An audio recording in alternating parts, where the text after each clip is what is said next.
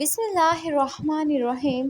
امیر المومنین حضرت عمر فاروق رضی اللہ تعالی عنہ نے مجاہدین کی صحت کا خیال رکھنے کے لیے حضرت سعد بن ابی وقاص رضی اللہ تعالی عنہ کو حکم دیا کہ کوئی ایسا خط تلاش کریں جس میں خشکی اور نمی ایک جیسی ہو۔ حضرت سعد بن ابی وقاص رضی اللہ تعالی عنہ نے اپنے دوسرے سالاروں سے مشورہ کرنے کے بعد کوفہ کو منتخب کر لیا اور اسی وقت کوفہ کو روانہ ہو گئے۔ وہاں انہوں نے ایک بلند جگہ منتخب کی اور حکم دیا کہ یہاں مسجد کی تعمیر شروع کی جائے۔ ایک تیر انداز کو مسجد کی جگہ کھڑا کر کے کہا گیا کہ وہ چاروں طرف ایک تیر پھینکے۔ جب تیر پھینکے گئے تو آپ نے حکم دیا جہاں جہاں تک تیر پہنچے ہیں اس تمام جگہ کا بازار اور آبادی بنا دی جائے۔ مسجد کے قریب ہی ایک بہت خوبصورت مکان تعمیر کیا گیا جس میں بیت المال کی تعمیر بھی شامل تھی۔ اس عمارت کا نام قصر سعد رکھا گیا۔ چند ہی برسوں میں یہ بستی بہت ہی خوبصورت اور شان والی ہو گئی، یہاں تک کہ کوفہ کو ہی اسلامی سلطنت کا دارِ خلافہ بنا دیا گیا۔ حضرت سعد بن وقاص رضی اللہ تعالی عنہ مدائن سے کوفہ منتقل ہو گئے اور نئے مکان میں رہنے لگے، لیکن یہاں شور و غل اتنا ہوتا تھا کہ حضرت سعد بن ابی وقاص رضی اللہ تعالی عنہ پریشان ہو گئے۔ انہوں نے معمار کو بلا کر کہا کہ مجھے اس شور و غل اور ہنگامے سے نجات دلاؤ، اس شور و غل کے لیے میرے گھر کے دروازے بند کر دو۔ معمار نے اس مکان میں کچھ ایسے اضافے کیے کہ یہ چھوٹا سا ایک محل بن گیا۔ اس کے آگے معمار نے مضبوط اور ایک نہایت خوبصورت دروازہ لگایا جو بند ہوتا تھا تو ذرا سا بھی شور و غل اس کے اندر نہیں آتا تھا۔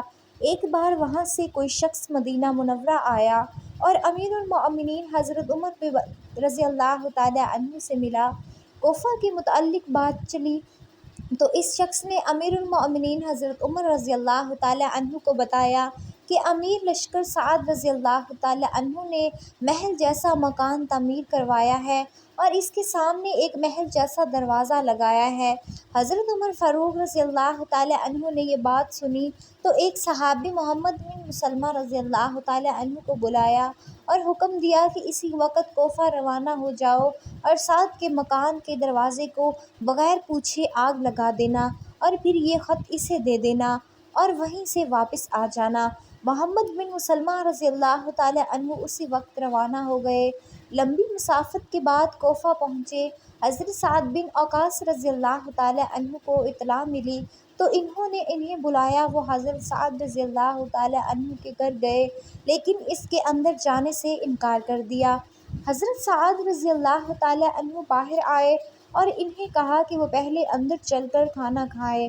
حضرت محمد بن مسلمہ رضی اللہ تعالی عنہ نے انکار کر دیا اور دروازے پر تیل پھینک کر آگ لگا دی۔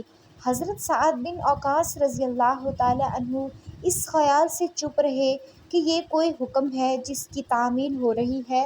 حضرت محمد بن مسلمہ رضی اللہ تعالی عنہ نے حضرت عمر رضی اللہ تعالی عنہ کا خط حضرت سعد رضی اللہ تعالی عنہ کو دیا۔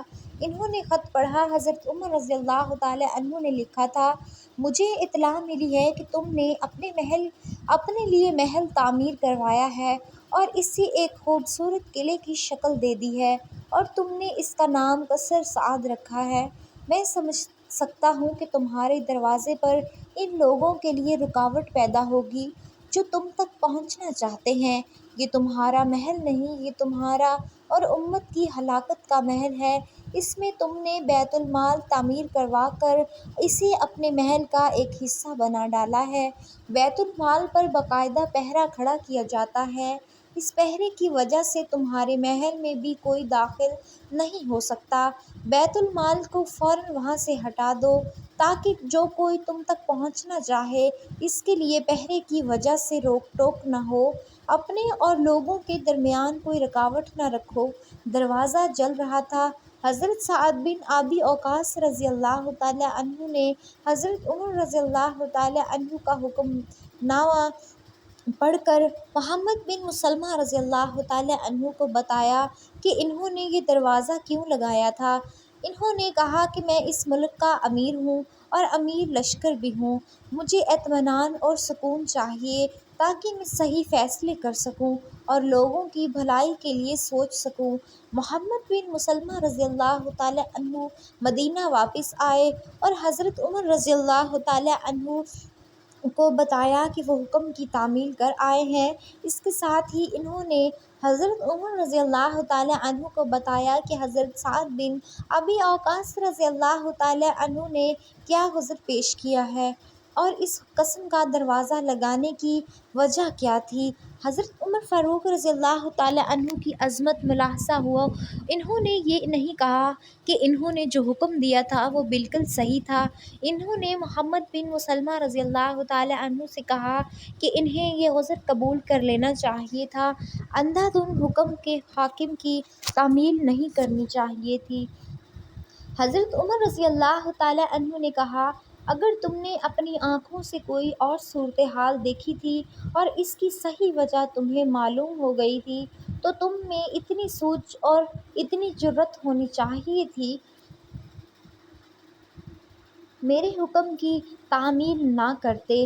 حضرت عمر رضی اللہ تعالیٰ عنہ نے اسی وقت حضرت سعد بن ابی وقاص رضی اللہ تعالیٰ عنہ کو پیغام بھیجا کہ انہوں نے جو عرض اور جو وجہ بتائی ہے وہ قبول کی جاتی ہے اور وہ اپنا مکان پہلے کی طرح رہنے دیں۔